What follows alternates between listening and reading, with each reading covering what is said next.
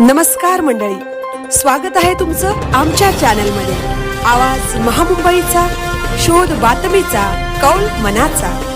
चला तर मग आमचे चॅनल लाईक करा, शेअर करा आणि सबस्क्राइब करा। धन्यवाद।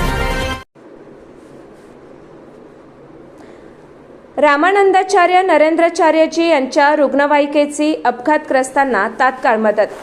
दिनांक 18 जुलै 2026 रोजी दुपारी सुमारे 2:25 सुमारास मुंबई गोवा 66 महामार्ग तळेगाव कर्नाळा खिंड येथे JNPTच्या दिशेने जाणाऱ्या 16 चाकी कंटेनर ट्रकचा चालकाचा वाहनावरील ताबा सुटल्याने ट्रक पलटी होऊन अपघात झाला।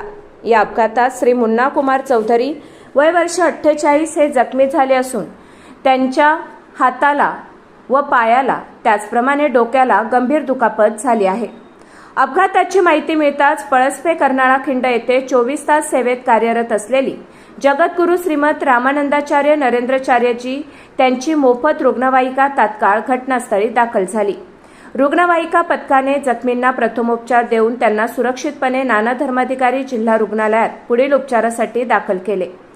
या सेवा कार्यात रुग्णवाहिकेचे चालक श्री विश्वास पाटील यांनी अत्यंत तत्परता दाखवून सेवाभाव आणि वेळेचे महत्त्व ओळखून आपले कर्तव्य पार पाडत जखमींना वेळेत रुग्णालयात पोहोचवून मोलाची मदत केली। अशा आपत्कालीन प्रसंगात रामानंदाचार्य नरेंद्राचार्यजी यांच्या प्रेरणेतून सुरू असलेली ही निस्वार्थ रुग्णवाहिका सेवा अपघातग्रस्तांसाठी जीवनदायिनी ठरत आहे। रामानंदाचार्य नरेंद्राचार्यजी यांच्या विनामूल्य अँब्युलन्स सेवेतून आतापर्यंत 34,208 अपघातग्रस्तांना वेळीच मदत करून त्यांचे प्राण वाचवण्यात आले आहेत।